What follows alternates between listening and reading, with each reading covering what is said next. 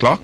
It's a Monday. We simulcast with our partners, Fit FM 96.7 and fitfmja.com. Also, our friends, they also simulcast with the Wayne Hall Network and indeed Caribbean Vibes Radio.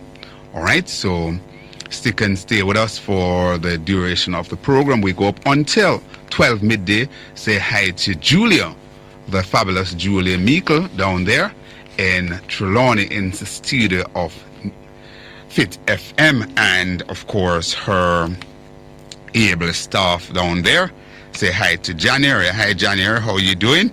Or maybe you're jetted off to court or something like that, but how you doing? I'm sure Mom will tell you. And let me also say hi to Mama Meikle, Nurse Meikle. How you guys doing?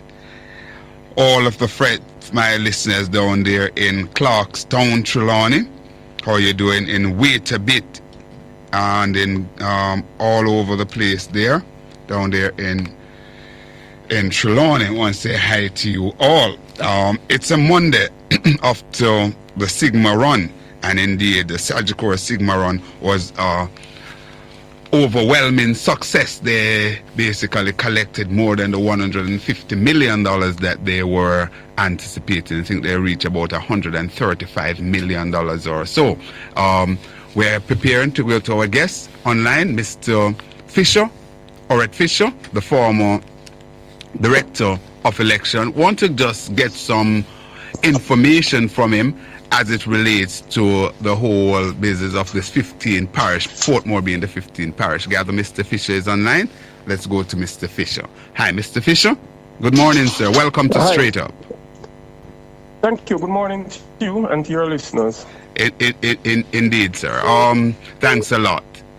Now, Mr. Fisher, you observed as the director of election here in Jamaica, so you would know your way around the blocks also, not engaging into the political aspect of things, but just share with my listeners what are some of the things that would obtain as you know it in terms of political boundaries and by extension parish boundaries being changed. Okay,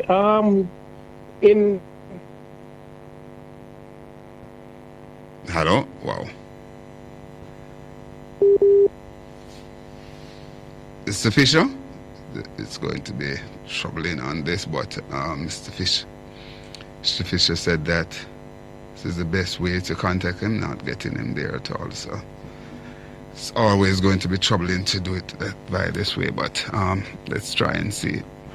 We are trying to get the discussion going with Mr. Orette Fisher, former director of election, and you know, as we get some insights as to what obtains and how should, what's the convention that was basically signed off by the two political party with the ECJ and so on and so forth, you know. So yes, the other way have Mr. Fisher back online. Mr. Fisher, sorry about that, sir. Welcome back. thank you. You're a bit low. Any better? A little, yeah. All right, let's try and see if we can project there. So, Mr. Fisher, my question was, you know, just asking you to explain to us the lay of the land. What would obtain, or what should obtain, both legally and indeed by convention, as it relates to changes of polling constituencies, boundary, and indeed parish? Okay, just briefly in relation to parish boundaries. I don't think any has been done for the longest while. Yes. When the Electoral Office introduced the GPS technology, you know, using GIS to map the boundaries, we realized that a number of the parish boundaries based on historical data were not where people think they are. In other words, they're out of line. And so we had made a recommendation for the parish boundaries to be regularized, yes, and mapped, because we have the you know, cadastral maps, whatever is available now. We couldn't find out who exactly was responsible, so we had partnered with Statin and the NLA. Yes. And we had written to the Prime Minister at the time, and we started some meetings. But when the Electoral Office eventually did the boundaries review, and I'll tell you what the boundaries review is in a minute, that included in it some recommendations to regularize variances that we had seen in relation to parish boundaries. Yes. And that part of the report was rejected by the Boundaries Committee because I think it impacted a number of MPs, a number of constituencies, and so apparently people weren't comfortable. So I couldn't who exactly is responsible for drawing parish boundaries. However, since the introduction of the EAC, whenever any electoral boundaries are to be drawn, the ECJ, EAC, whichever at the time, would be given the job. So the Constitution requires that every 4 to 6 years, a boundaries review is carried out. Yes. The last one was done when I did one in 2016 before I left. And at that time we had corrected some differences in terms of the minimum and the maximum quantities that should have been in some constituencies. Yes. I think we had done 2. When Portmore was initially drawn, that would have been the responsibility of the local government ministry. But because it was going to be an electoral boundary, ECJ, EOJ were asked to assist in drawing those boundaries. Yes. Now, my personal view, and remember I'm not a legal scholar, is that boundaries for Portmore will be impacting constituency boundaries. In fact, they will become constituency boundaries. Yes. As constituencies have to be contained within the parish. Indeed.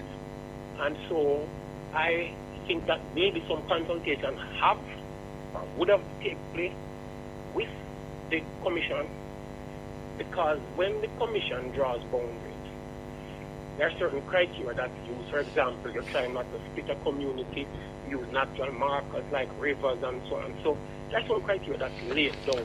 But hold on there, Mr. Fisher. Okay. What we're getting, certainly from Fitzjackson et al., is what you just mentioned there, is that the very same thing that you mentioned, that has not taken place. And it has basically been taken on the government of the day has basically take it on to use their parliamentary majority to push this through without any consultation with those 2 bodies that you just mentioned. And that's where the rubber really hits the road and is now causing the confusion, because by virtue of government or a party do these things, right? The government of the day, which form from one of the party, do this thing, then invariably the word gerrymandering is going to be in vogue. Okay, well, the Constitution provides that there's a Boundaries Committee of Parliament and that it does this review every 4 to 6 years. And what the user do is write to the Commission, provide instructions for the review. The Commission will supply a report. No, so I cannot say that if they refuse to, that is done by convention, because the responsibility is with the Boundaries Committee of Parliament. So that review is done that's sent to the Commission by convention since 1979 in order to get rid of the gerrymandering. Because political parties, generally when they do it, they look at the numbers in terms of votes. And the Electoral Office does it, because I was at the Electoral Office when the 3 parishes were added. Yes. Right? And so you do more forensic analysis. You don't look at votes or how many votes are cast in what year. That's very important to the political representatives. But we have other criteria which we use. And we're able to successfully add the 3, and it was accepted by both. So if there is consultation with the Commission, I don't know, but since they're going to become electoral boundaries, I think that would have been prudent, because it not only impacts the constituency, it also impacts electoral divisions and ultimately polling divisions. Polling divisions can be adjusted anytime, because there's a minimum and a maximum in each polling division and all. Yes. So those are internal, but it also impacts electoral divisions. And so because the electoral boundaries are going to be affected, I would have thought that there would be some consultation. And how we usually get around doing it unilaterally is that you form a committee, a parish committee on the ground that would involve the senior returning officer for the parish and representatives from both political parties, so that things are discussed, so that by the time it gets to the Boundaries Committee of Parliament, there would have been at least some consensus in terms of what is being done. Good.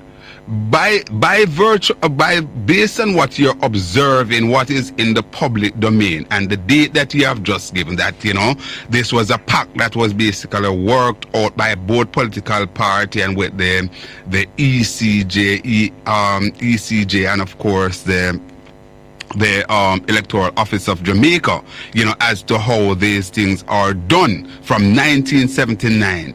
You believe that what we have seen here now, Mr. Fisher, as a former director of election, know your way around the block, we're regressing?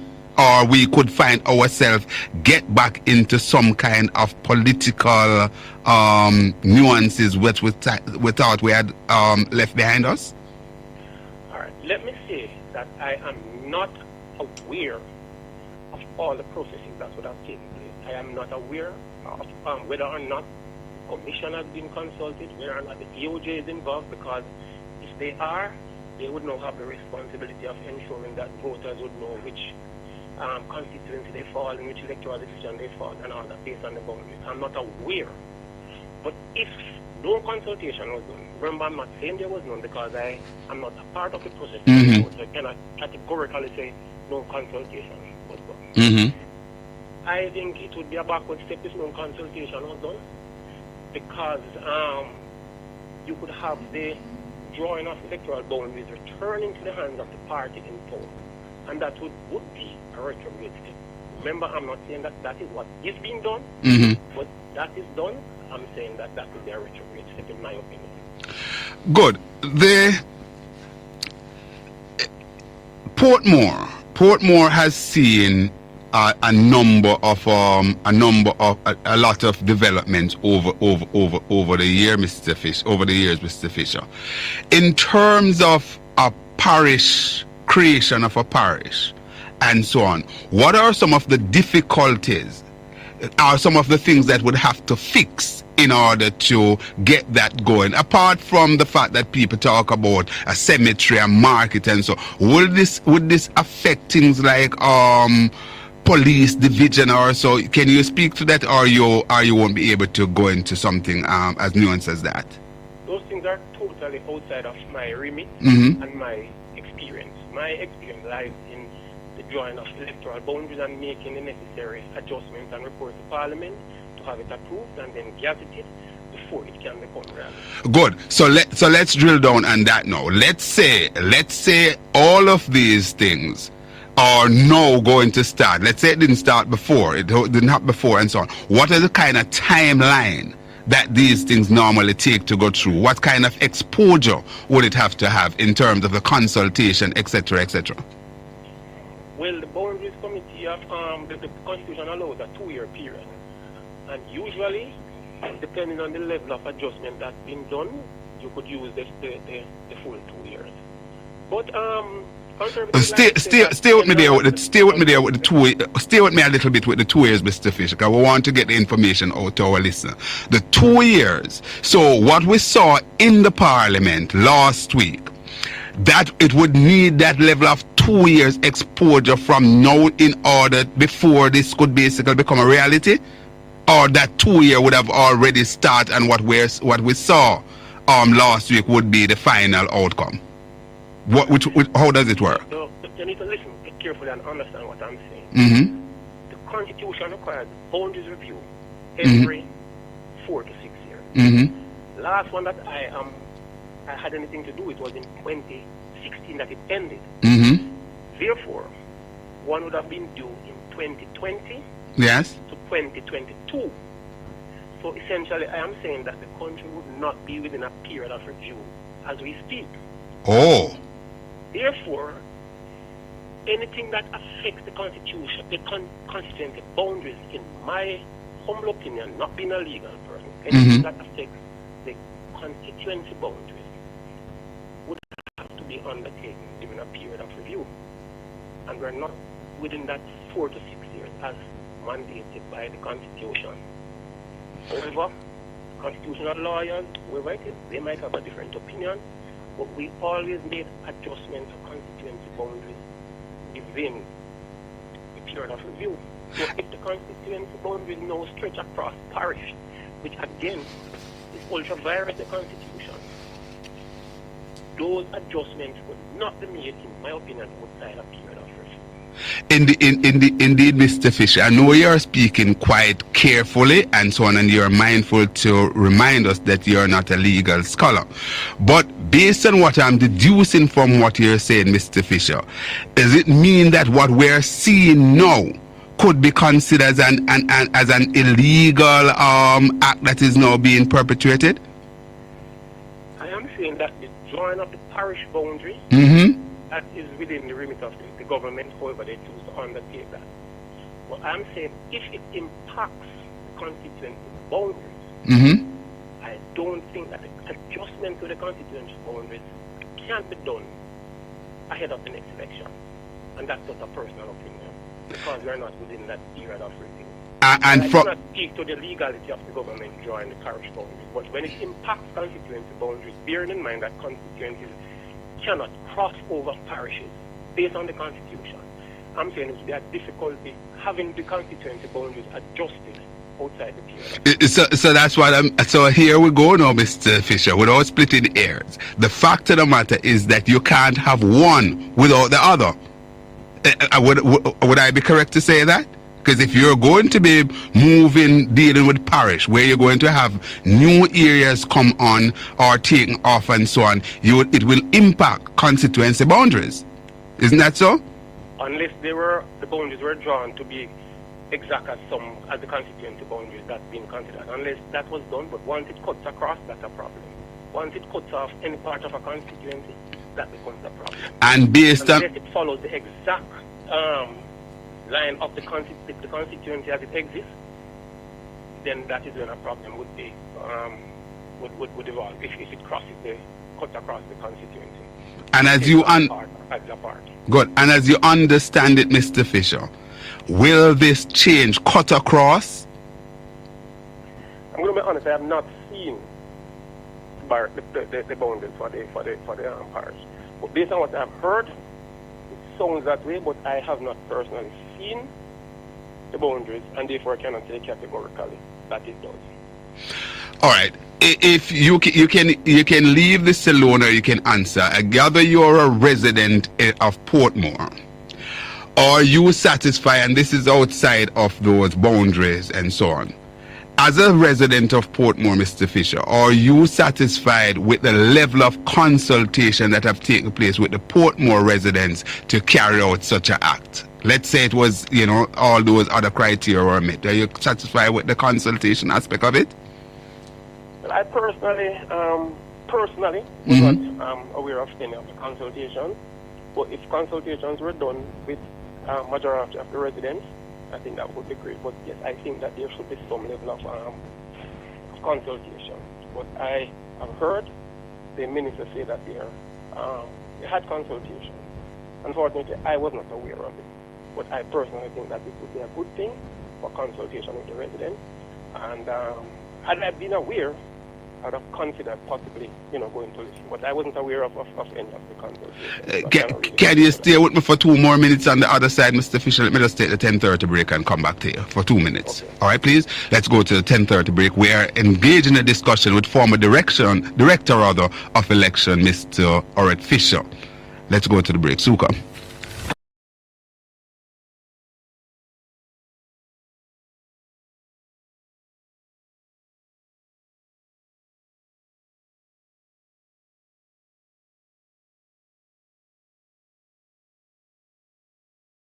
Latest Don Anderson poll has thrown a wrench into the machinery of political ambition, with performance and favorability ratings shifting between the leaders of the two political parties. Sandy Williams reports.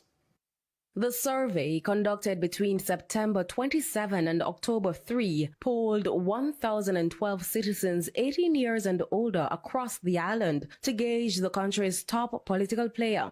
Opposition leader Mark Golding leads the field with a 36% favorability rating to Prime Minister Andrew Holness's 32.5%. This is a shift in positions, just 6 months shy of a PNP commissioned Don Anderson poll. According to pollster Don Anderson, Mark Golding's favorability has been improving from a 15% rating in 2023. By the beginning of 2024, we saw the People's National Party actually narrowing that gap. In February, when we did the poll before the local government elections, the JP was 1 percentage point ahead.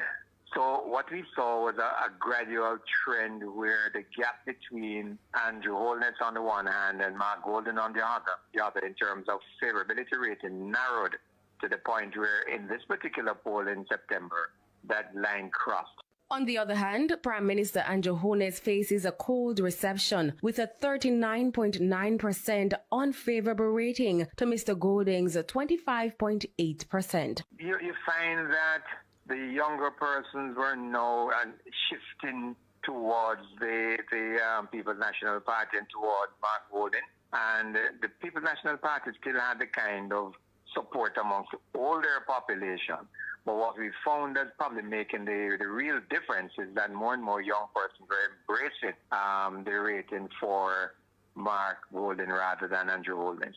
Additionally, 38.2% of the respondents had no opinion of Mr. Golding, compared to 27.5% for Mr. Holness. Respondents were also asked to rate the performance of the leaders. 42% rated Mr. Golding's performance as average, compared to 17.2% who rated it as good, and 15.2% rated it very good. 14.7% said Mr. Golding's performance is very poor, while 10.9% believe it's poor. For Mr. Holness, however, 30.7% of the respondents rated his performance as average, 25.2% said it's very poor, 15.9% believe it's poor, 14.5% rated it good, and 13.8% very good. Elections are won on election day. Whilst this is the pattern which has developed, I think both parties will take note of what is taking place and therefore apply ameliorative measures. So it does mean that they have something to be concerned about.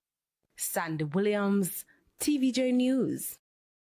Last year, Jamaica embarked upon a formal process of constitutional reform. The people were excluded from the design of the process, and the people did not trust it. The PNP is very clear on our positions on points of principle.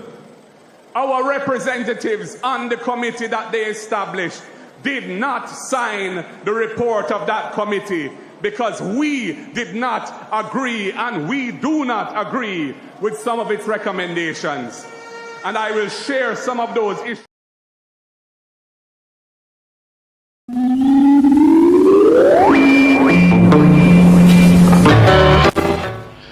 Welcome back to Straight Up right here at Newstalk 93 FM. My name is Conrad, O'Brien, the Corner, the Fireman. It's a Monday. We simulcast with our partners Fit FM and indeed Caribbean Vibes Radio and the Wayne Hall Network and affiliate station. We have Mr. Fisher online. He's the former director of election. He's our guest, spotlight guest at this time. We're talking Portmore issue. And of course, you heard Mr. Fisher talk about that 6-year period for review, and certainly one is not be due at this time. All right, so that's a takeaway from the discussion. And of course, Mr. Fisher speaks quite guardedly. He reminds us that he's not a legal scholar, and so on and so forth. But you can deduce from what he is saying. We also asked him about his him being a resident of Portmore and the consultation, and you heard his answer. Mr. Fisher, thanks for holding, sir. Okay. Good. Now, Mr. Fisher, there is also an additional discussion that's going on as it relates to, going to a referendum. Do you believe that would be something that you would advocate for our support as a resident of Portmore for widespread consultation in that regard? Again, speaking personally, I would accept that, given the fact that the residents currently vote directly for mayor, and the change would mean that they would no longer have that option. I think that a referendum would not hurt, but I don't think that there is anything that requires or demands that a referendum be held. Good. In what obtains now, I want to get my listeners to be in on this. If the government should have its way, it means that Leon Thomas, that the people voted for directly, he would no longer have that jurisdiction because Portmore would be treated as the other parishes. Is that so? All right. My opinion again is that he would remain in place until the next local government election, and then that is when that change would have to be implemented. So I am not sure exactly how they would work through, they work through it until local government election, but he would have to remain the mayor because there would be no mayor of Portmore, so to speak, whether parish or otherwise, until a local government election is held. And also the divisions would be affected, and so you could possibly have persons who are currently elected to the municipality who would no longer be part of it, and conversely you could have persons who are not now a part of the municipality who would now be in the parish of Portmore as councillors. So I don't think that part could be sorted out until the next local government election. My listeners, are you hearing, you're listening the confusion that we're talking about? Because here it is, as you mentioned there, so you could very well have some people in Portmore that wouldn't be in either parish. They would consider as Norwegians. No, I'm not saying that. I'm saying that eventually they would end up in either St. Catherine or Portmore once the parish is drawn. Yes. So I'm saying that, but they could switch. In other words, somebody could be in the municipality now and end up in the parish of St. Catherine as opposed to the parish. Depending on how the boundaries are drawn. No, what I mean is that you would be out of your original jurisdiction that you voted in by way of a constituency or a division.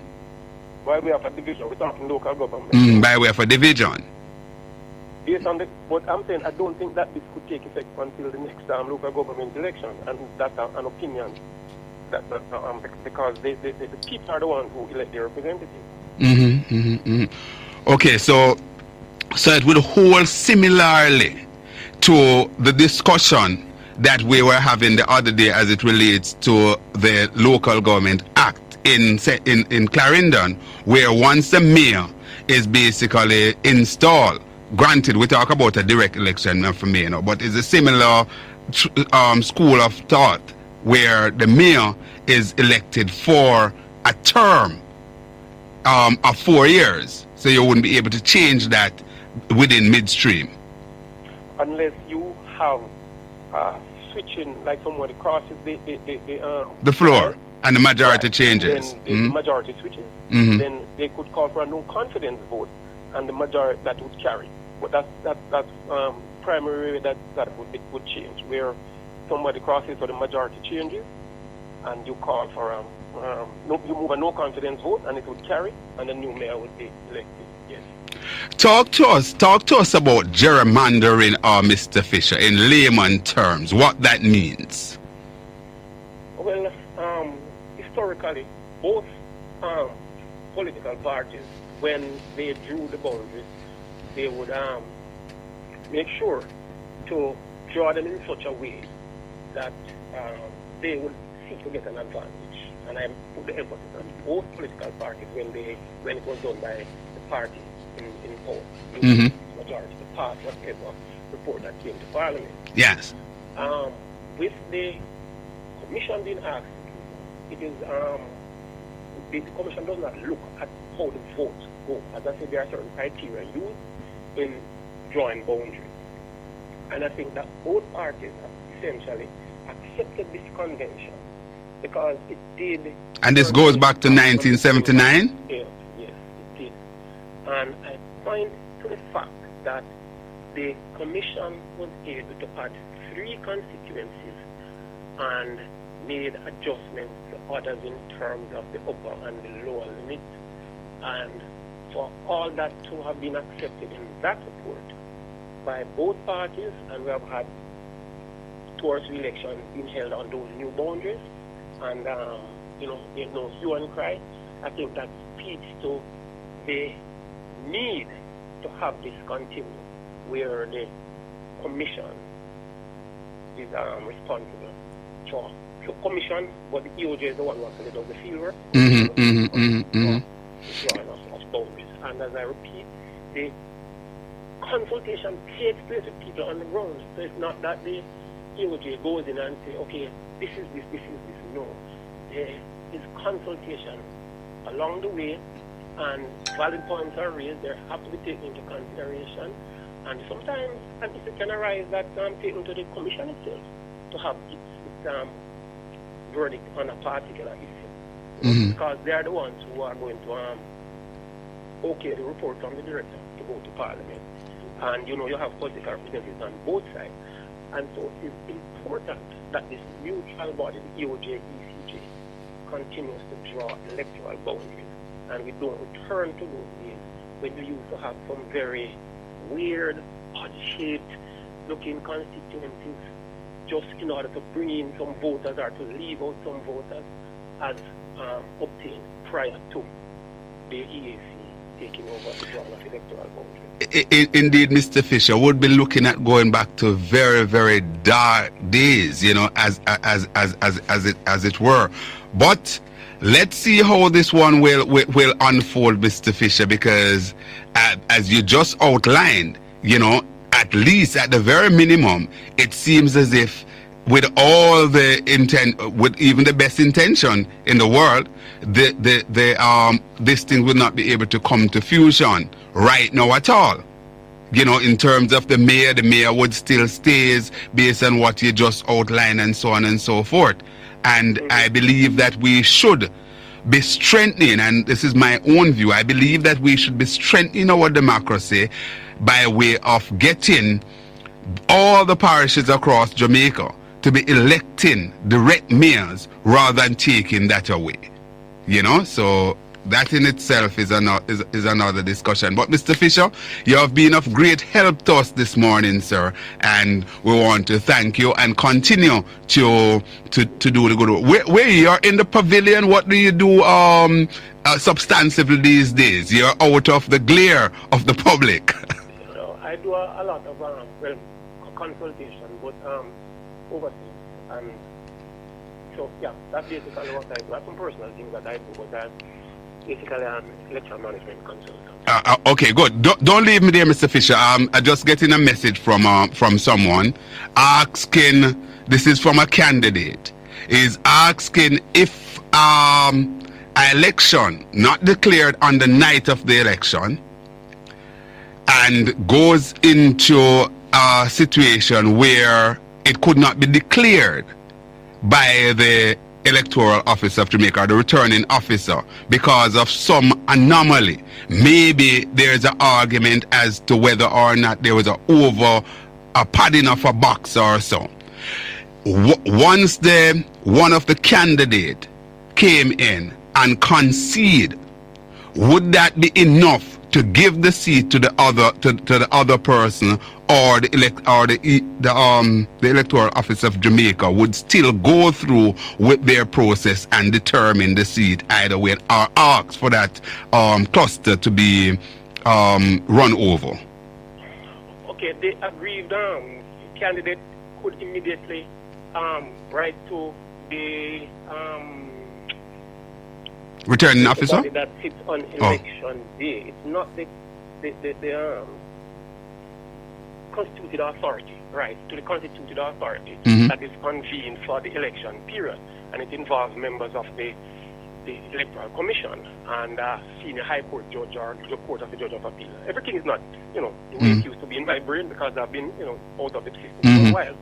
But the aggrieved candidate, and if they supply enough evidence, the commission can run over either the affected polling divisions, the affected electoral division or the entire constituency, depending on the level of anomaly that was detected. And it did take place where in a particular constituency, I think it was rerun twice or 3 times. That's a constituency that the Prime Minister now represent? Yes. So there's precedent for that. Yeah, so the evidence would have to be provided to the constituted authority within a specific period of time, and when they review, then they could order the rerun. Otherwise, the electoral office would have no option but to use whatever data is available to declare a candidate, and then that candidate could then go to the court. But what if with all of that, the candidate understand that, listen, some things are alright there, but he just say, listen, for a peaceful situation, because sometimes these things can get a little bit violent, and the candidate would say, alright, I'm stepping back for a peaceful situation. I am basically concede. Would that be enough for the declaration of the seat? Okay, the law that speaks to that, I think it's in the law for the Electoral Commission. It says that the constituted authority can, based on the appeal or on its own volition. So if the constituted authority, based on reports that it would have gotten, can go ahead and act without the candidate sending in the appeal. So the commission, the constituted authority can act on its own volition based on reports, because you get a lot of reports coming in on election day, and you have electoral officials on the ground and so on. So if they get enough information to say, for example, if, and this is just an example, if some people blocked off a section of the road and voters were unable to get to their polling station, so most of the day, the constituted authority could, on its own, retake the polls for those affected polling divisions. I want to put it to you one more time. Let's say the situation is there, it's bubbling, right? Either side were claiming victory because of the information that's gleaned. No report, official report wasn't made to the commission or to the Electoral Office of Jamaica. But that's there. But the candidate now say, listen, I am stepping back. Declare, I am stepping back. You would just go and declare by virtue of the candidate say, I am stepping back, or you'd have to still carry out your procedure? The candidate conceding is, I could say, a mere formality or convention. What declares the seat is what comes out of the box and what the Electoral Office determines based on its vote. Thank you very much, Mr. Fisher. God bless you, sir. Thank you. Good. All right. My friend there, candidate, I hope you listen and hear that. All right, quite precise and succinct there, coming from Mr. Fisher. So you could actually say you are conceding, but the Electoral Office will still go through their process and look at the thing that what they have there at the material time and make the declaration. All right. It's now 11 minutes going up to 11 o'clock, 9:49 on the clock, and indeed we invite your calls. The numbers are 876-212-9824. That's 876-212-9824. We invite you to make your point, get to the point, and just try and see if we can get through as many callers as possible this morning. The second number, right? So let me give you both numbers so you can try both numbers, because from time to time we tend to have the calls weighted heavily on one of the number, which is the 876-212-9824. However, there's also another number. So get your pen and write this one down, 876-462-0919. As we say hi to Anthony up there in, is it East Rural or West Rural you are? All right. Good morning to you. I also say good morning to those persons who are tuning in from overseas, the Canada, the gang over there in Canada, to Miss Ellis, to Michelle, to Paul, to John, to Pensioner, all of you guys over there in Canada. The fan base is getting wider and wider in Canada, and we are so much appreciative of that. Also want to say hi to the folks in the United States, to Will, all of you guys down there in South Florida, thanks for coming on. Garfield Reed, Dr. Francis, Jeffrey, to name a few, thanks for weighing in. And of course to Mr. Wilford Gray as well, who is saying good morning, Conrad, and he has a lot of things to say. Every land title in Portmore would have to be written over. That's true. That's another thing I mentioned that earlier, to send Catherine within the where they're on them now. All right, so those are some of the consideration. They also want to say welcome to Mr. Richards. All right, goes by the name here, CDE Richards, Comrade Richards, I think that's saying. All right, so the lines are open. Give us a call. To our friends down there in Montego Bay, in South St. James, that giving us some expression there. We thanks for coming on board and join us right here.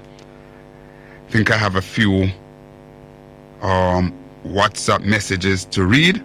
All right, let me go to the WhatsApp message, and I think this one is coming from Sonia, and she's saying, is Newstalk becoming an arm of another radio station? No, not really. What we're doing is a simulcasting, so we have other wider offerings. So this is a simulcast. We're not a part in that sense of another radio station. We simulcast with some other outfit, as I mentioned just now. And she's another person said, am I to understand that minimum wage earners pay into the housing trust, that their contribution is used to allow others to get housing, but they are unable to benefit from it? Well, in the main, it is difficult for a minimum wage earner to get a benefit from the housing trust because of how it is computed. However, there are some people who are on minimum wage that will benefit because they are given a grant and so on and so forth. But certainly, in the main, it's a yes to your question, because persons who are paying into the fund or express difficulty in getting a benefit there from time to time. That's one of the present situation that the now opposition leader, Mr. Mark Golding, said that he is going to work on that anomaly so that more people within that lower quintile will be able to benefit from the housing trust. And there's another message here. Well, this is a statement rather. The government has the authority to change the laws to fit in with any changes they make to the Portmore issue. Well, that's it. By way of simple majority, they can. But based on what Mr. Fisher is saying, I'd said, there's a lot of issues there that you'd have to read into. Even the time exposure, that's 6 years exposure, and one would not be due right now. And once you're dealing with parish boundaries, then indeed the constituency boundaries would be affected. This kind of sounds like a no-go to me. It sounds like a no-go to me. I am not sure if others would share that opinion. Somebody is saying, good morning, Conrad. They are saying your co-host is becoming a senator, or has become a senator. That's Marlon there. And it's another message say, hi, Conrad. Why does your link always take me to a Judge Judy link on Facebook. I don't know, listeners. I tend to be getting that from a number of persons as well. And there's also another message here, say, to see what happened to the land and house after the house is built, and who really own the land on the house. That is to do with the statement coming from Desmond McKenzie. Let me go further. So, say, good morning, good morning, Conrad. A thought just occurred to me. Can the opposition get an audit done on all properties on which the local government build houses and trace the land title at the title's office to see who owned the land before houses were built, and what the transaction and what the transaction look like? All right, so I'm just reading them as you see it. I know what the minister said. Since you played it already, then Mr. Marland would have heard it. All right, that's about the message. That one was dated, so I think we are see another one here. It is not only the situation in Portmore which has the problem in Jamaica. The entire system of government is lacking in proper separation of duties which provide responsibilities, oversight to prevent corruption. Already, we're coming up to the 11 o'clock break, so we'll go back to the phone lines after the break, just reading a few more messages here.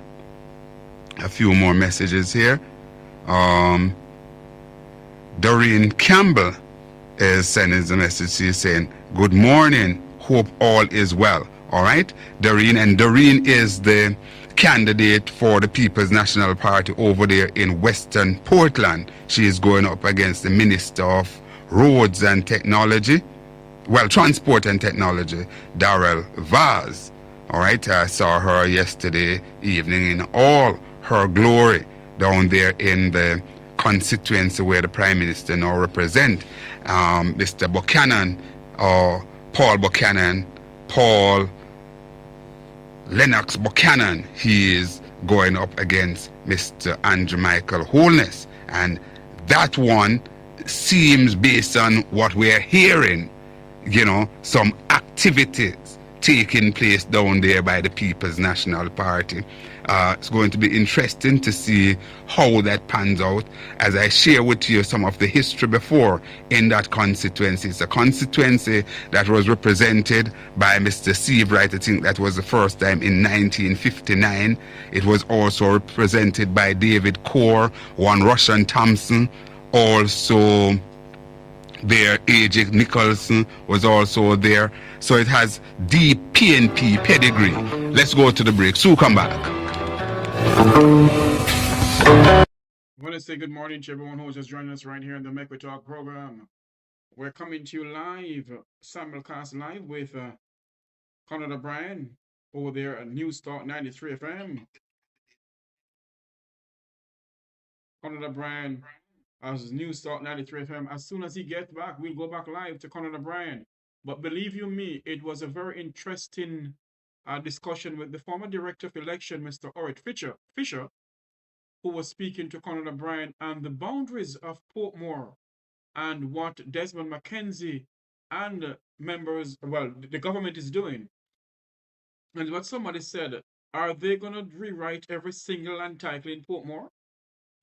Wow, it is very important that, we listen to all of this, And I'm so happy that, I'm allowed to broadcast this, that we all can listen and understand and have some very important information given to us. But join the Make We Talk program this evening. Join the Make We Talk program beginning at 7 o'clock. We will be having a lively discussion with women in the Jamaican diaspora about Jamaica. And at 7 o'clock, we'll be having a special guest. At 8 o'clock, we'll be having another special guest, a Jamaican who is running as a congressperson in the Jamaican diaspora here in the United States. We'll be having those persons on. So it's going to be a robust discussion. Join myself along with our good friend Wilfred Radigan and head boy Marie and others will be joining us. Let's see if Conrad O'Brien is ready for us as yet. Let's see what is going on over here. Force. No, they're not ready for us as yet. As soon as Conrad O'Brien is ready for us, we go back live to the Conrad O'Brien Street Up at Newstalk 93 FM. This broadcast is simulcast. It's live. It's a simulcast broadcast. And it is, our talk show host is Conrad O'Brien from Newstalk 93 FM. That's Conrad O'Brien himself from Newstalk 93 FM.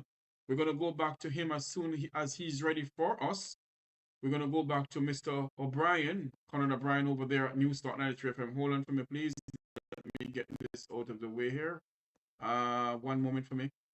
We're going to have a nice discussion this morning on, well, today rather, this afternoon. It's a bit chilly. You see me have on my coat, it's a bit chilly. Yes, Conrad O'Brien as Newstalk 93 FM. We'll be joining him back in just a moment as soon as he gets his 67 out of the way, the news and so forth out of the way. Just letting you know that Make We Talk program will be broadcasting live in London, England. We're working on that. We're working on a live broadcast streaming into London, England. So as soon as we get all of that out of the way, as soon as we get all of that on, we're working on that to get that up and going. Hopefully we can do that. We're working on to get it onto another radio station in the Caribbean. I was on the phone late last night with some people who is encouraging me to get the broadcast on a radio station over there. I think it's St. Vincent and the Grenadines. I don't remember. I think it's one of those countries there that somewhere in the Caribbean that they can have the program broadcast there. I know for a fact that we will be broadcasting into London, England. The London, England leg of the broadcast may be recorded. It all depends on how they're going to do it and how I can do it during my weekdays. But based on what we're hearing, based on what we are working on, the Make We Talk Jeffrey Tavares YouTube channel will be broadcasting live in London, England.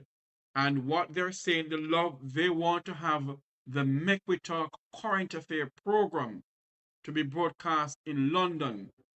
So we are working on all of that to get that up and going, to make the Make We Talk program go wide and far. We're very listening, watching from around the world in the Eastern Caribbean. This is the Make We Talk program. It's 4 minutes after 11 o'clock right here in South Florida. It's 4 minutes after 11 o'clock in Kingston City, Jamaica. We're simulcasting with Mr. Conrad O'Brien of Newstalk 93 FM straight up. Let's see if he's back with us and if he's ready for us. Kentucky's. No, he's not. So we are broadcasting. It's a simulcast broadcast with Conrad O'Brien of Newstalk 93 FM. Of Newstalk 93 FM. As soon as Conrad ready for us, then we go back live to Conrad. Let me go into some other things here. What's going on here? Let me see something here. Let me go into this. Okay. The National Security Minister of Trinidad and Tobago has launched an investigation. Whoa. Okay. You can see on that George Wright from Central Westmoreland is back in the Jamaica Labour Party. Mr. George Wright from Central Westmoreland is back in the Jamaica Labour Party. He was booted out of the Labour Party because it's alleged that he beat a woman sometime year before last. It has not been verified it's him, some say it's alleged. Two St. Catherine men charged for defrauding over $1.2 million from a credit card, recipient at National Commercial Bank. What's going on with these banking business here? Everybody is being defrauded. Everybody's being defrauded. I see where Mr. Cartel Vibes. Cartel is over there in London, England. Cartel is over there in London, England. We're still waiting until rejoin Conrad O'Brien on Newstalk 93 FM for his broadcast pertaining to what is going on in Jamaica. He was speaking to Mr. Eric Fisher, who is the former director of election for Jamaica. He was speaking to him about the parish boundaries in Portmore. Let's see if Conrad is ready for us. No, he's not ready for us as yet. As soon as Conrad is ready for us, then we'll go back to Conrad O'Brien. As I said before, the Make We Talk program will be broadcasting. Reggae girl, how you doing? Long time I no see you. Wagwan, Reggae girl. How you doing? How you doing? How are you doing? Carl Allen, how you all doing? Good morning to all our friends in the chat. Remember to like, share, and subscribe. Just some housekeeping to do. The Make We Talk program is working on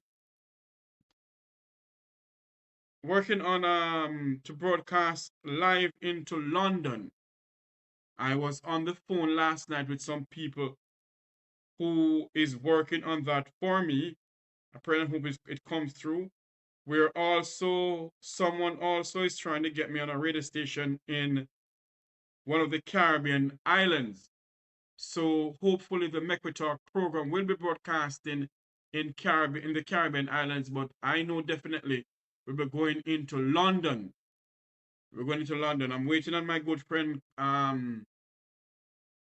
Mr. Owen Brown, to really have a website for the Make We Talk program up and going. It's taking a long time for him to do it, but I know it's going to get done.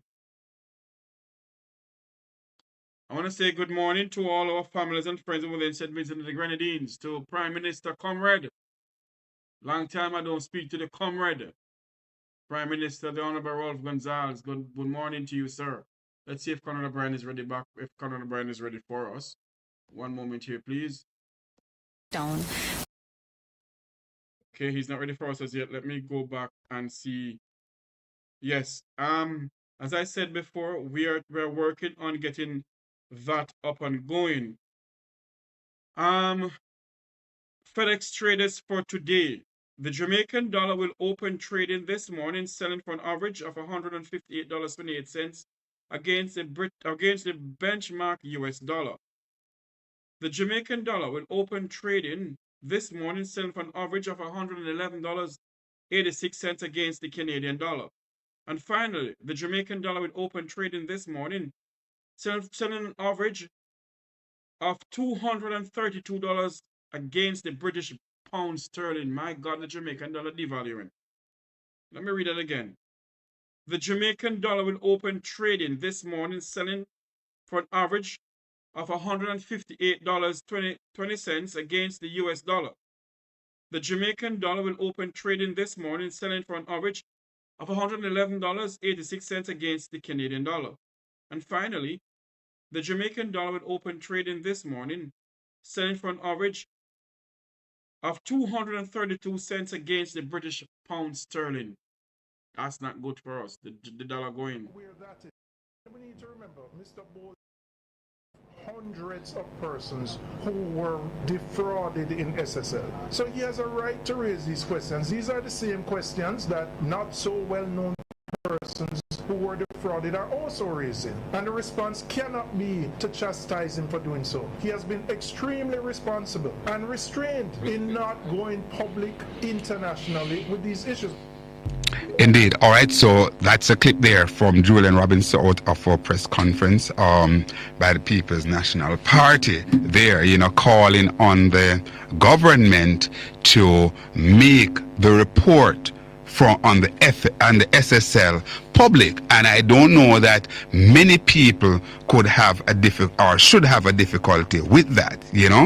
It's very, very, very, very important to take note of that, because, and as he mentioned there, that Hussein has exercised a lot of restraint, you know, and I said earlier, he being a patriot, you know, wouldn't want to bring Jamaica into the public space internationally, you know, to say, to, you know, do the kind of interview, and so, because indeed Usain Bolt is an international figure.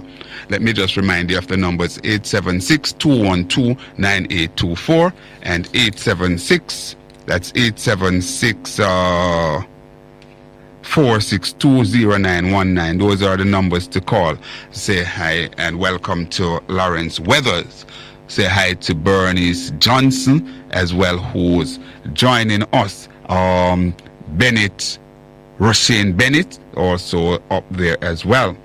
All right, Howard Leckman out of Mandeville, he's also tuning in. Good morning, Howard.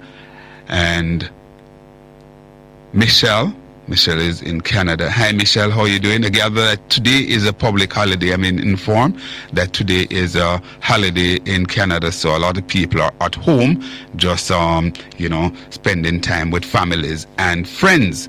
So all the best to you guys over there in Canada and this your holidays.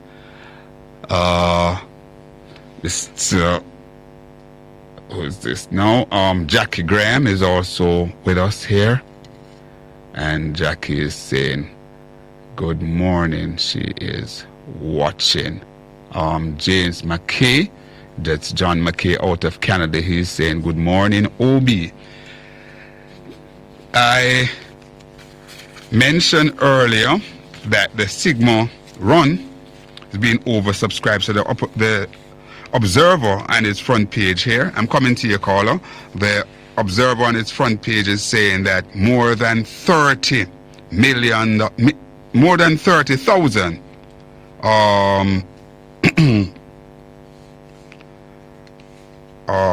helped to raise record $128 million for critical cases. And so the 2005 Sagicor Sigma corporate run surpassed its $115 million target, all right, as a record 30,477 persons helped to raise just over 128 million, all right. So, and Sunday, Christopher Zaka, president and CEO of Sagicor Group and chairman of the Sagicor Foundation, expressed his gratitude. All right, so we hailed that.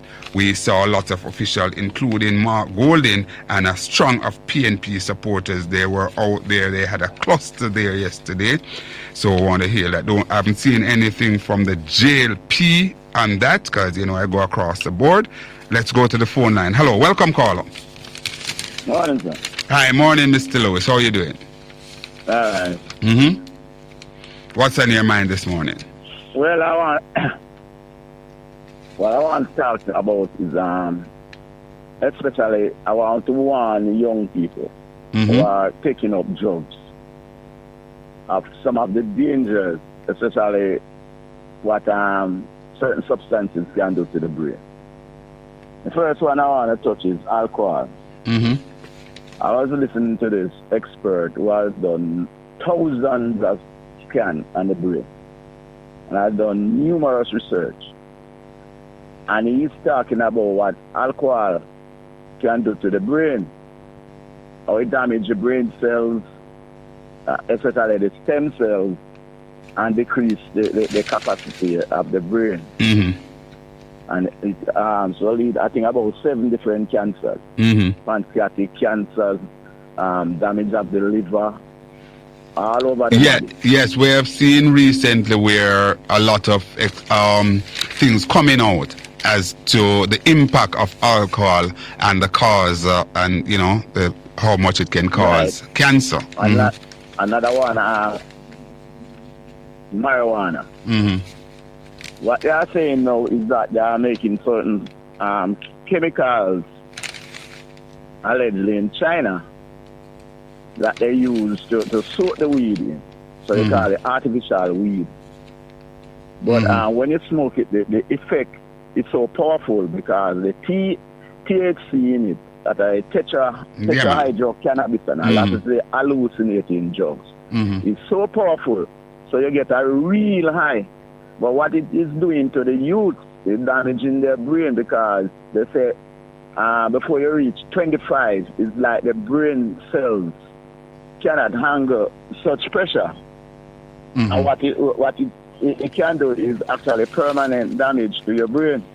So the long and short, want to advise to our people, not just youngsters, but anybody who smoke weed here in Jamaica, is to basically make sure you smoke the real Jamaican lamb's bread and sensimania in its purest form. I would tell them to go smoke.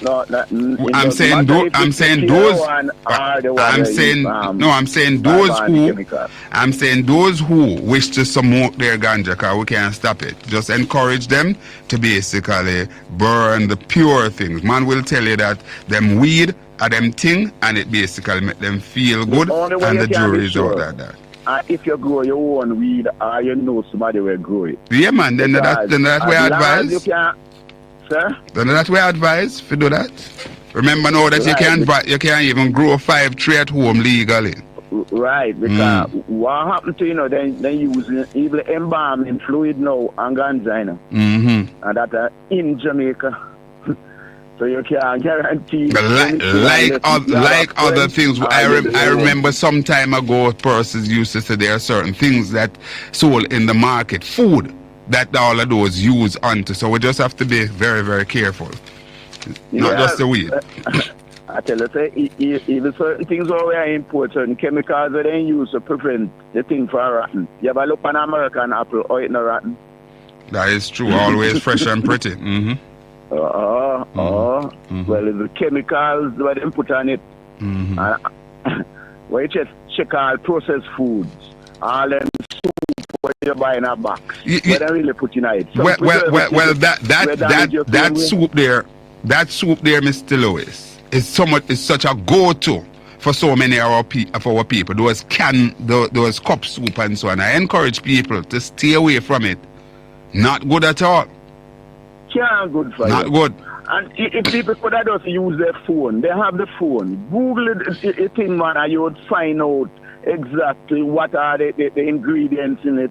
The negative effects on your body.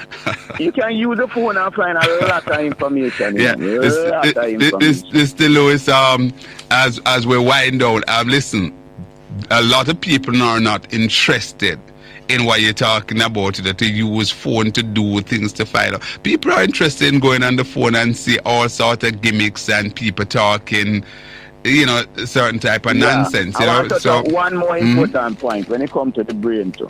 Yeah. They say young children, when they watch porn, it damages the brain a lot. Because their body is not yet mature to handle such pressure and certain hormones or whatever that their body start produce as a result of watching those porns. It can have terrible effect on the mind. All right, Mr. Lewis, let's hope that parents will be responsible and ensure that the gadget that's in the hands of youngsters, they monitor it as much as possible. Thanks a lot. Always happy to have you. All right. The lines are open, 876-212-9824, 876-462-0919. Those are the numbers to participate on the program. All right. Councillor concerned about breaks in pipeline on Elegant Corridor. That's down there in Montego Bay. All right, so Montego Bay, St. James, that story is coming out there. And it says, all together against violence in school. We're seeing a picture here of Terry Long and State Minister Terry Long. And who else is there? Let me see here. State Minister Terry Long and the Minister of Foreign Affairs and Foreign Trade. and also State Minister of National Security, Juliet Cuthbert Flynn, in conversation with Charge Affair European Union. All right, so that's what's trending there. Risky business, taxi drivers, jittery following murder of another colleague. All right, very, very sad there. We offer our deepest condolences to the families and friends of that operator. Peace accord, all right, and PNP drop legal threat as Clarendon Municipal Corporation finally resume normal business. Excellent, excellent, and I hope that they are able to work out this pact with the mayor and all of that, and you know, the council, the various committees in terms of chairperson, they share those and get on with the people's business. I've long been saying this from day one, that, you know, that fight that our minority leader Sean Barneswell was putting up, the PNP Sean Barneswell, it was foolish. It was foolish in me. You know, I'm going to call it, and I'm going to go down the middle as I see it. It was foolish in the main because there was no jurisdiction in law that he could get cover under. So I'm quite happy to hear that they have come to their senses and decide to work this one out, because so many things were just left languishing. We have seen several meetings actually come to an abrupt end, and so on and so forth. So it's a good look there. Let's hope they will get the people's business going. All right, let's hope they'll get the people's business going as we continue to look at these things here. We're seeing, all right, let's go to the phone lines. Hello, welcome caller. Conrad, Wagwan. I'm here, man. Talk to me. Tell me what's up. Go ahead, Africa. The UN. Yes. What is the mandate for the UN? The United Nations has a lot of things that they do. They look at the United Nations. They do a lot of things, including look at certain index in the country. They also intervene in terms of ensuring that the peace is kept in various countries and so on across the world, among other things. They also ensure that they get aid and so on as it relates to humanitarian impact, healthcare, human rights, etc., etc. A number of things. You hearing me? Hello? Africa? Not hearing them at all, Madam Producer. Don't know what, something seems to have gone, all right? All right. Alvin Dave. Yes, yes, Africa. Hello? Oh, me not hear good enough. Go ahead. I'm hearing you now. Yeah. Me I say, the UN, them supposed to respond to peace through the world, don't? Yes, man. That's what I just said. Yeah, so a lot of war are going on in the world, you know, or them now. Well. Or them now. Go ahead. A lot of war are going on in the world, I mean, say, all Israel are accused them of involved in the war, that's all. Do you think they should be playing a more activist role in terms of engagement in the war? When I say engagement, meaning being involved in discussion to quell those wars, you don't think they're doing enough? That's what you're saying? Not work, Conrad. Huh? Them things not working. All right. When a member was going in Rwanda, under the watchful eyes of the UN, and you see what going on Israel too, and you see what going on in the Congo in Africa again now, you know. And these people are collect billions of dollars to deal with these things, you know. Well, what happened? There's an accusation that, you know, the kind of effort that you want to see from some of these bodies are not sufficient when it comes to certain race or certain people. You know, that's an accusation there. So But why them collect money to deal with it? To deal with what? Why them don't find a new body to deal with these things? The United Nations have served the world well. You can call for them to be more. But why is this kind of draconian measures that you think that if you don't see everything happen in one slew, then you should shut it down? Like, for example, what Trump has done with the USAID. Certain set of people, them don't defend properly. I'm saying that that has been a conversation from time immemorial. Yes. So those certain set of people, what them not defend properly, we want a new body to defend those people. All right. And what body? And what are you suggesting? Where are you suggesting that body come from? Well, I think that body can come from the Caribbean and Africa. Okay. All right. Let's see. We see where the troops from the Caribbean and Africa, they are now in Haiti. Not different something that, Conrad. A different something them gone upon. No, but it was a part of the whole mission, a part of the pact that was worked out. Yeah, but me say we want an official body. An official office. All right. Where I deal with these things and money put in us. Okay. The government them in Africa and the government them in the Caribbean put money in this house. Oh. In this room. That's it can work. Okay. So in a Haiti now, instead of go there and sit down and look around the place and involve in a fight with the people them, this body would have go there and make sure the government set up. And the people them get what them want. Because certain set of people, as I said, cannot get what them want. All right, Africa, we continue to keep our eyes on these things. Yes, we want the people them to get what them want. So we need an international body. Or maybe what they need. Maybe not even so much what they want, but what they need. Yes, what them need. The need, Conrad. Because if the need don't come through, it's anarchy, Conrad. And we see it. Yet you need a government. To establish what happen in the country, my brethren. It can't stay like that. Absolutely. And when we are sending people go there and you not go there for make up government, we are sending people go there for? To help to keep the peace. Keep a kind of peace, Conrad. But that is what is said. They have gone down there as they're called a peacekeeping mission. Conrad, the gunshot of fire down there like wild goose. The last time here, plane come land and plane shoot up. Okay. You see me, my brethren? Yeah, man. So them don't want no peace. We need an international body make up by the Caribbean or Africa.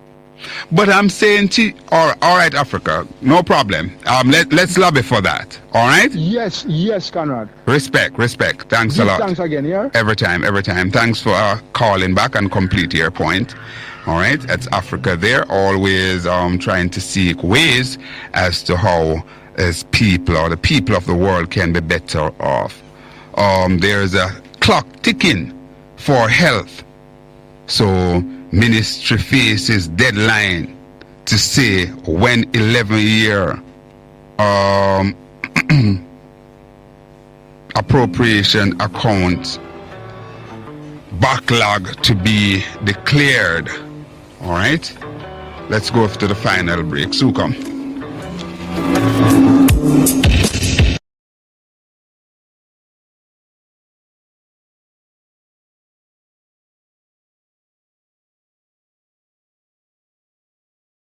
I see where the Jamaica Labour Party is having a press conference according to them, a press conference, the PNP KSMC scandal. It's live on YouTube, and I'm saying to myself, why are these people wasting people's time to have a press conference? But I personally believe that the People's National Party need to comment on what is going on. Because if the Labour Party continue having all of these press conferences, I don't know what's going on with them. You know? They're having a press conference right now. We're standing by to join back our good friend Conrad O'Brien for the final leg of his straight up talk show program live from the University of the West Indies Mono Campus, Newstalk 93 FM. We're listening, watching from around the world in the Eastern Caribbean. This is the Make We Talk program. It is now 11:31. 11:31 is a simulcast broadcast that we're having this morning, courtesy of Newstalk, Conrad O'Brien talk program, Newstalk 93 FM. We're going to see if Conrad is ready for us. Free same day. As soon as he's ready for us, we go back live to him. But I see, as I said before, I see we're in, hope you all are hearing me clearly. I see we're in the Jamaica Labour Party is having some press conference that don't make no sense at all to me. The Labour Party is in no position to speak about scandal and corruption in this country. Quite frankly, none of them is in a position to speak about corruption in Jamaica. Not one single, neither the PNP nor the JLP. But for now, it's a JLP. The JLP has no credibility to be speaking about corruption. And I will say this publicly. The Jamaica Labour Party is in no position to be speaking to the Jamaican people about corruption. So they're having a press conference now on the Prime Minister's Facebook page, the Prime Minister's YouTube page, about corruption in the Kingston and St. Andrew Parish Council, whatever you want to call it. And it's full time the People's National Party have a press conference pertaining to all of this. Because you're too quiet. The quietness of the People's National Party is deafening. And if you want to gain the confidence of the Jamaican people, I personally think that they need to come out and have a press conference. You can't have these people who have no credibility, who has no credibility to have a press conference.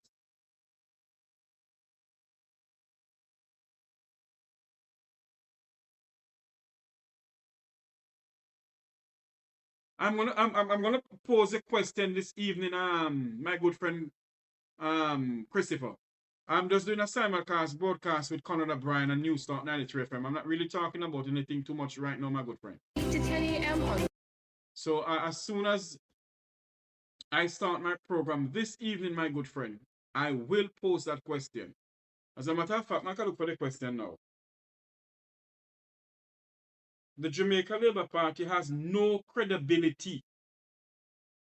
None whatsoever. To be speaking about corruption in this country. None whatsoever. They have no credibility at all. And for them to be having these two series of press conferences they're having now.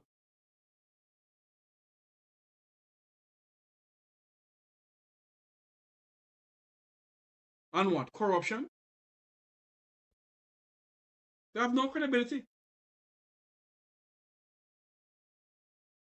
None whatsoever. Newstalk 93 FM. Let's go back over to Conrad O'Brien.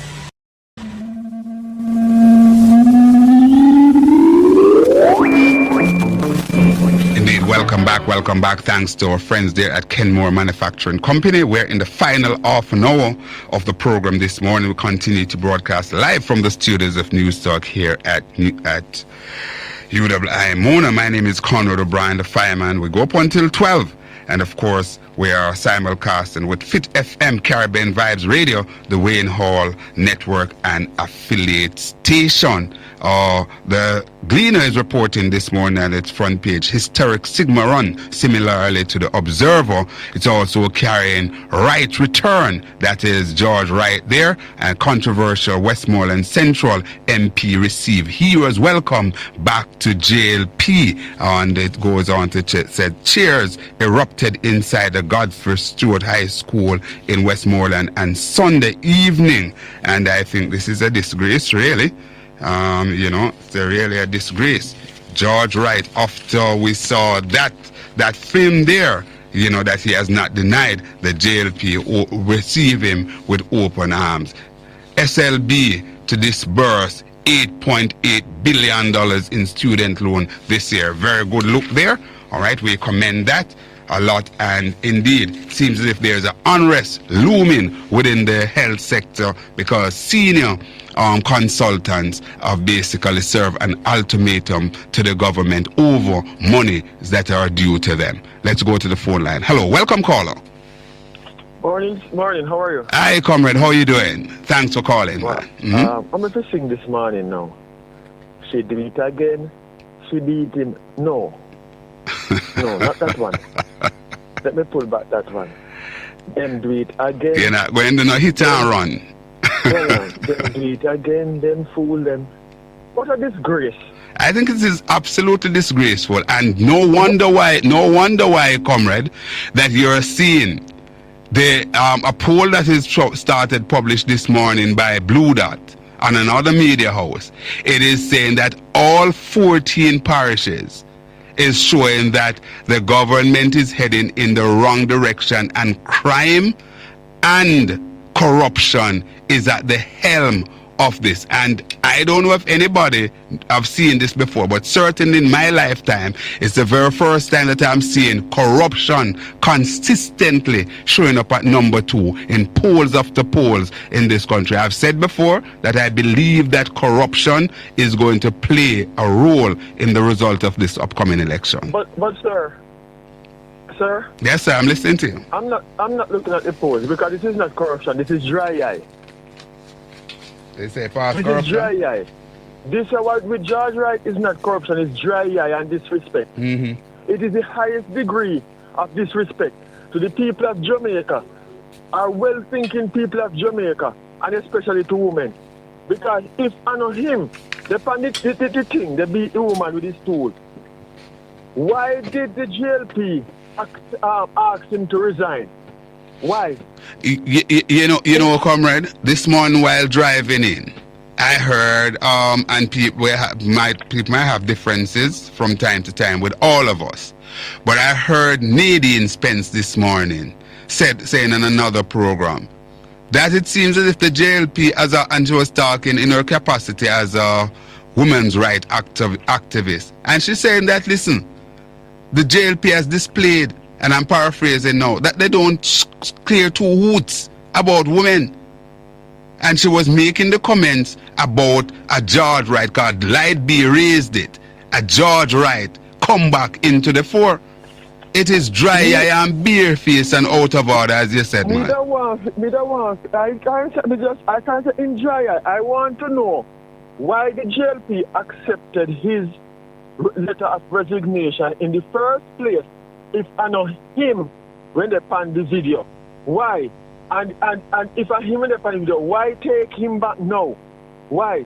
And I want to know if Anne-Marie Vaz, can we can't call her Mrs. And if you want to cut me off, you can cut me off. Because under such circumstances, I can't call her Mrs. because guess what? Well, she had to, hold on, comrade, hold on. No, she is Mrs. and she attained that right of Mrs. by virtue of she being a married woman. So we can't take that away from her, please. Okay, point taken. Good. Mrs. Vaz, Mrs. Vaz, Mrs. Wholeness, Mrs. Darling Filbert. Yes. Miss Babsy Grange. The Cuthbert Flynn. And the Senate. The president and the Senate. They're not shame. What happened yesterday? Not supposed to embarrass them. Shame treated. Look how they go out on a limb to defend this man. Cover the man using a legal curtain and cloak and rope to cover the man. And the same man wants and because the video is fuzzy and accept the same man now that is stand accused in certain sector of the society, stand accused of abusing, beating, murder, murderation one woman with one stool. Let me tell you, they have no shame. You want to tell me the Central Westmoreland is going to take this man as a political representative? Comrade, Guess what, sir? I'll be happy now to watch Parliament at Tuesday data because I meant to watch it. Because we couldn't be able to see him sit down on the far side on the opposition, knowing that it's a full-fledged labor right. Because he went nowhere. He voted for them. Every single vote come up in the Parliament, he voted for them. And to come and to tell us that okay, he's no longer a member of the GLP. So why do that? Why he was kicked out of the GLP? Why he did do? Why he was kicked out? Why they accept him back? But was he really kicked out? That's a big question.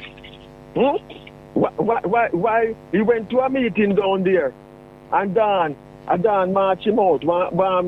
Sitting about a meeting we have done there a couple of years ago, and they march him out. Why was he ushered out of the meeting? Huh? He go there and green and they march him out. Why Ram throw that to water? Why run him and take him back now?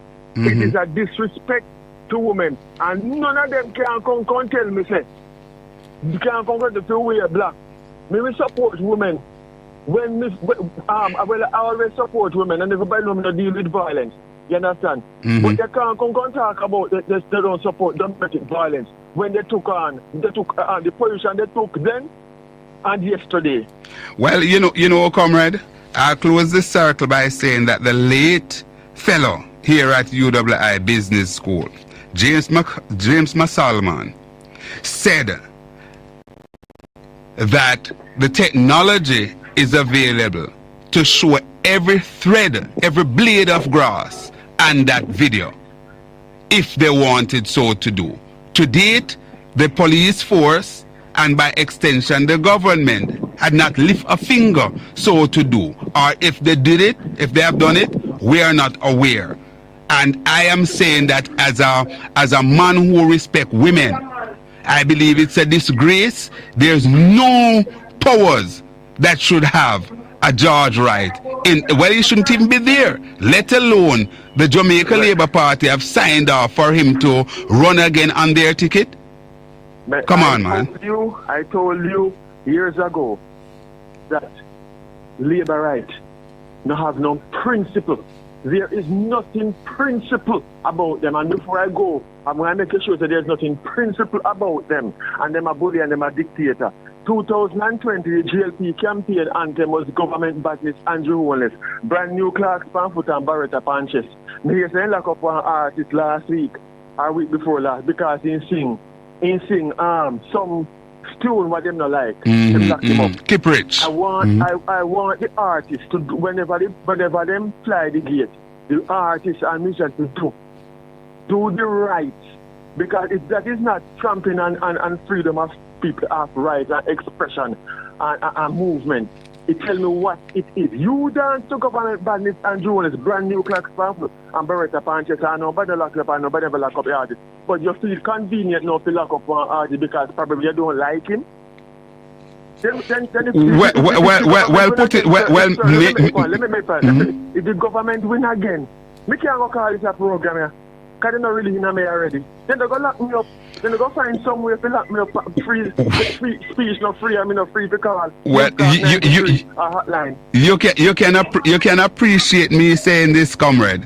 I don't know that Mr. Holness is out there locking up people, but certainly the police will have to speak to this. Why have they acted in such a biased way? They didn't do anything with that, but here is it. Anyhow, thanks a lot for your call this morning. Yes, sir. All right, good.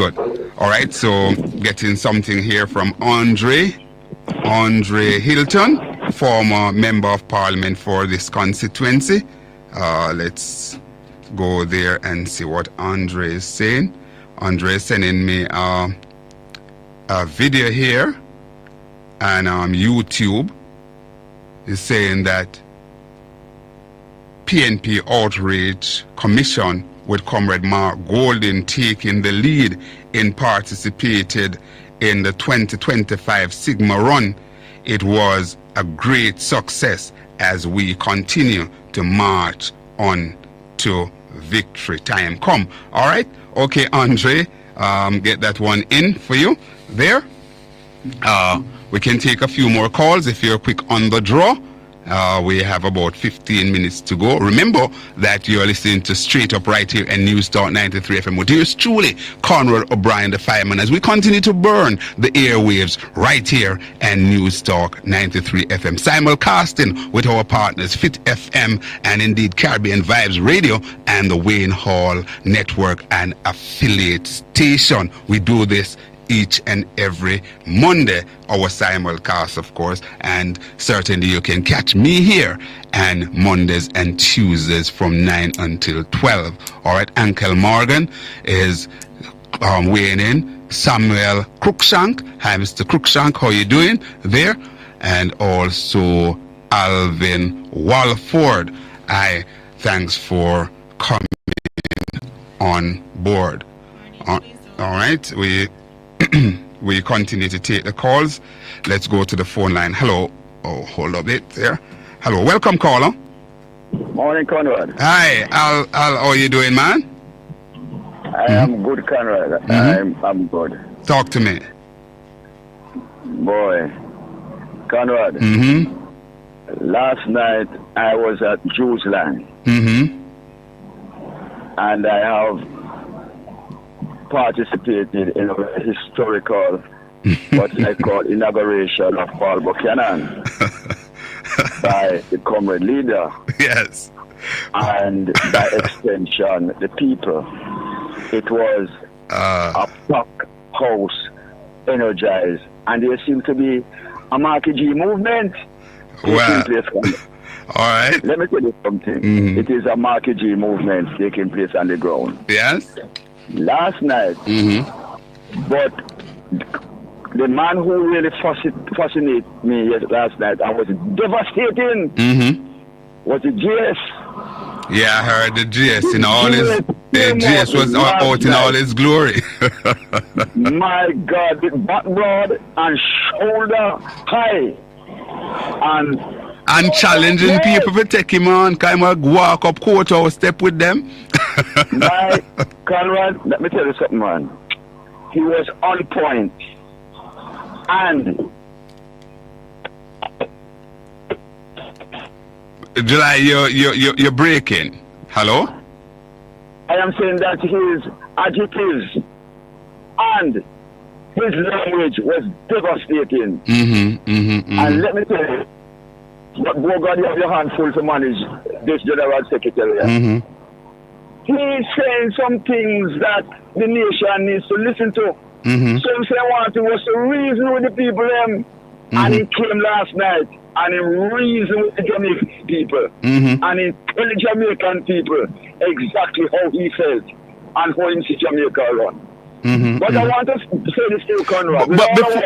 Before you move, I understand what the GS said, but I saw where you were in the constituency all day. You were there with motorcades and so on. I saw some video, some live that you did and so on.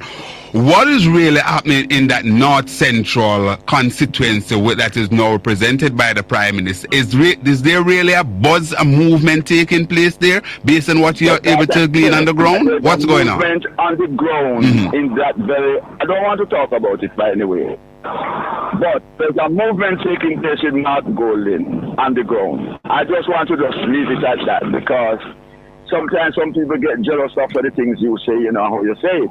All right. And what is happening. So I want to leave that and understand. Okay. So. I am saying it's across the country and nationwide this morning in their first poll. As I said that they were going, last week they were supposed to present the poll, but they were going to look back over it. Because I warned them and I preempted them, do not come out with any poll that the people do not like. So they must hear me and then make some readjustments. But I don't know that they're going to come out with poll where people like or not like. They have to come out with the numbers where them have. Conrad, let me say this, living in I'm not listening to a cocoon. Everywhere in the world, okay, the world is crying out against it. We are saying that all our electoral office in Jamaica is perfect. Well, the world is balling out. No, I'm not saying anything is perfect. I'm just saying that, you know, let's deal with the numbers that they presented, you know. And this morning, we don't know what to come, but certainly this morning, I don't want to cast too much assertion on anyone. This morning they came out. Sorry, Al. This morning they came out and they gave the numbers. It's quite telling. All 14 parishes, bar none. All the parishes are 13 if you count Kingston and St. Andrew as one. They are saying that, listen, hold on, let me just finish the thought. Are saying that, listen, all the parish saying that the country is going in the wrong direction. Also are very instructive. The two biggest thing in the room is corruption and crime. Yes. Go ahead, my friend. Yeah, man. Yes, corruption and crime, Conrad. So let me know. Although the Prime Minister was very buoyant the other day when he's talking about consumer confidence. Well, I don't know. There's a conflict now because consumer confidence cannot be high when the country is going the wrong direction. Am I not right, Conrad O'Brien? No. Make a point. So what I am simply saying, my friend, is that all the indicators and all indicators are saying to us here in Jamaica, because the country is going in the wrong direction and crime and violence is on the increase. Because last night I listened to the news today, we've killed over 91 people in Jamaica since the year 91. That is half of what dead in England in the entire year. And we celebrated when we killed 1,200. I live to say it's something good. Well, let us get. You're coming in and out, July. Stay one place, please. Yes. The health system is in serious trouble. There is no operating theatre in KPH, and they have to be going over Jubilee. And the whole health system that we spend billions of dollars. And some radio station people don't want Mr. Pattis to talk about it. Mr. Pattis is a sick, sir, and this country goes to the hospital like overseas, and they want to have good hospitals and talk about it. After you projected $1.1 billion,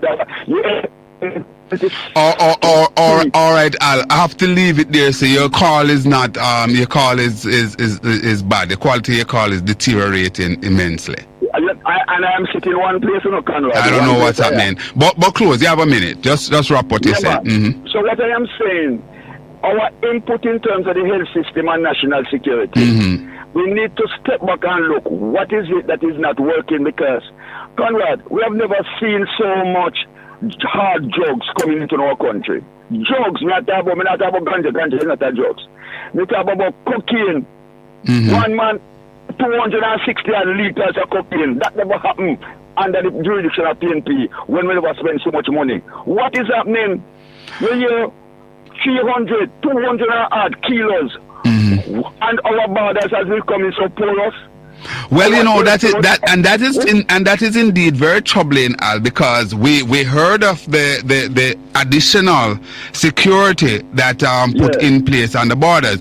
I'm sure that what Dr. Chang et al. Would say is, listen, it's because they put these mechanisms in place. That's why we're having these fines. But it is indeed troubling why Jamaica has become so attractive, and that we capture. How much have gone through? How much gone through? Conrad, we are now state, my friend. All right, July, we'll pick up on that tomorrow. All right. Sir. All right, good. Food for thought. All right, good. All right, so that's caller there, Alvern, asking some pointed question there. You know, it's quite troubling to find out, see what's happening. We can take one more. If you come in at this point, we'll be able to take one quick one. All right, it's going up to 6 minutes or 5 minutes to 12 o'clock right here at Newstalk 93 FM. All right. So, all in all, a lot of things that we touched this morning. Of course, we look at the Portmore scenario with our guest, Mr. Orette Fisher, and he explained, and I'm just getting this come through. I was chuckling a while ago because as we speak, I just saw somebody capture that interview and YouTube and send it back to us here. All right, so that's the magic that's taking place. There are a lot of people, as I say hi to Jeffrey Tavares over there, the man who hosts the Make We Talk YouTube channel there. You know, so all in all, it's a good look. And as we have been saying from the beginning of this year, that it is election 2025. We continue to look at the food security here in Jamaica, continue to ask the question about the 35% of the agri-parks being under cultivation. Is that so? I'm hoping to have a discussion here, still anticipating that discussion with my good friend, the Minister of Agriculture, Floyd Green. Want to find out what is the causation for just 35% of the agri-parks under cultivation. These are questions that we ask. We know that the people have interest in that. All right, we're also raising what is the cause for the Jamaica Labour Party to readmit George Wright into their fold. How would that look? What signal, what message this is sending to our women folk here in Jamaica? Not a good one at all, in my humble opinion. All right, and indeed we're also looking at the roads here in Jamaica. Want to say that I am indeed delighted. We have seen where some patchings are taking place across various parishes, various constituencies, and it's a little bit more easier to navigate some of these roadways. You know, granted, they are quite bumpy with the patching and so on, but nonetheless, we give thanks for small mercies. We have less potholes, especially on the major thoroughfares to navigate. All right, so all in all, those are some of the things that we are looking at. We are also mentioned that Jamaica is officially in recession based on the official definition of recession set by a global standard, where once you have 2 quarters of consecutive decline minus, then your economy is in recession. And as I heard from Dr. Stoke yesterday and RJR beyond the what's that Sunday program there hosted by Earl Maxam, that's a wrap. He said that we are indeed looking down the barrel of a 3rd consecutive quarter of decline again. So we are getting there, full-blown recession, right? We also saw that report coming out of the United Nations recently, where it said that, you know, about I said 72% the other day, but I have probably wrong. I think it's about more close to 60%. It's saying that had a difficulty in finding a meal or skipping a meal here in Jamaica. Therefore, the poverty index is going in the wrong direction. Let me just say thanks to my guest this morning, Mr. Orette Fisher, and thanks to our partners, Caribbean Vibes Radio, and indeed the Wayne Hall Network and affiliate station, and indeed to my partner and crime down there in Trelawney, the wonderful, the excited Julia Meikle Benaya. All right, Julia, say hi to January for me. See you soon. God bless you. And on behalf of my producer, the beautiful Tanya Richards here in studio, Conrad O'Brien, say until tomorrow, same time, same place. Godspeed. The preceding hour was brought to you by Kenmore.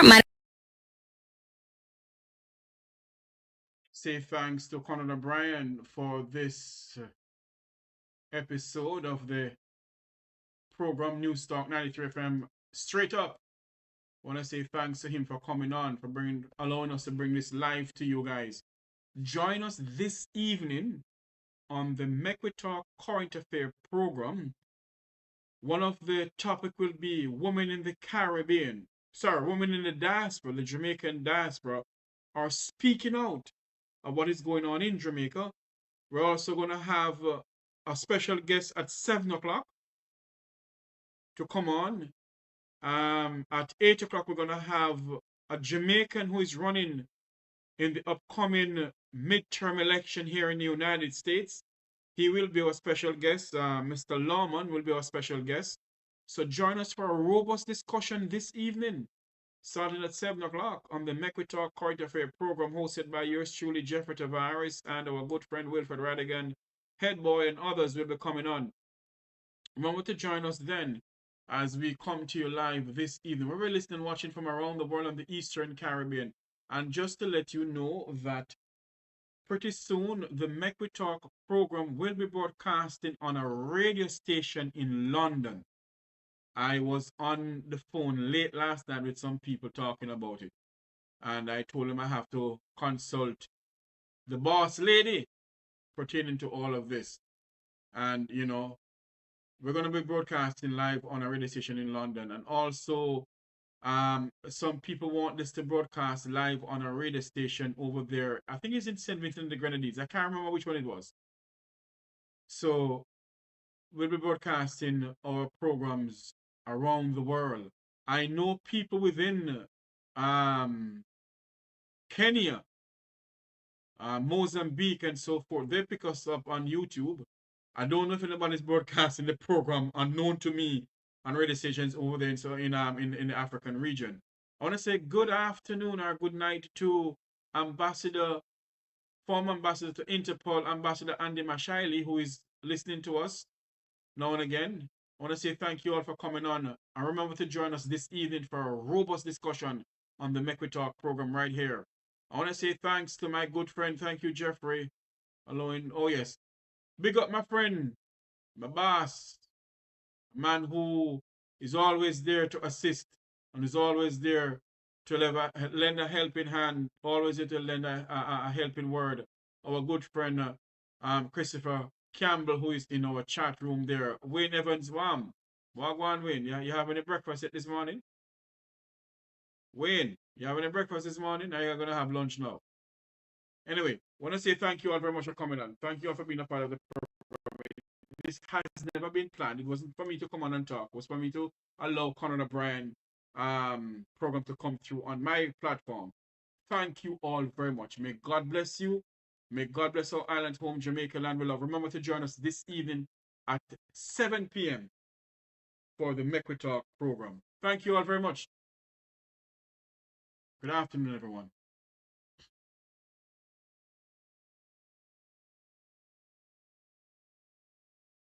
Unity is strength. Make we reason. Make we talk. If we see corruption in any shape or form, we're going to highlight it. Make we talk. Jeffrey Tavares represents yard and broad and the entire diaspora. As long as it affects the life of our nation, uncover the truth. Make we reason. Make we talk. And we don't care about no vumva viva va. No upper echelon. Nobody is not above the law. As long as it not help Jamaica. Make we talk. Make we talk. Unity is strength. Make we reason. Make we talk. If we see corruption in any shape or form, we're going to highlight it. Make we talk. Jeffrey Tavares represents yard and broad and the entire diaspora. As long as it affects the life of our nation, uncover the truth. Make we reason. Make we talk. And we don't care about no vumva viva va. No upper echelon. Nobody is not above the law. As long as it not help Jamaica. Make we talk. Make we talk.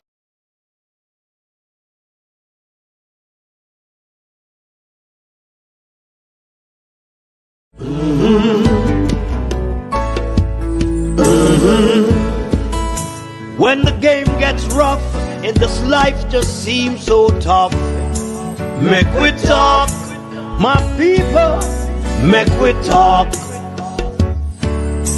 When this town becomes an ugly place, don't let it erase the smile from your face. Make we talk, people, make we talk. Conversation is the key, a guiding light for you and me. Spark a talk and you will see.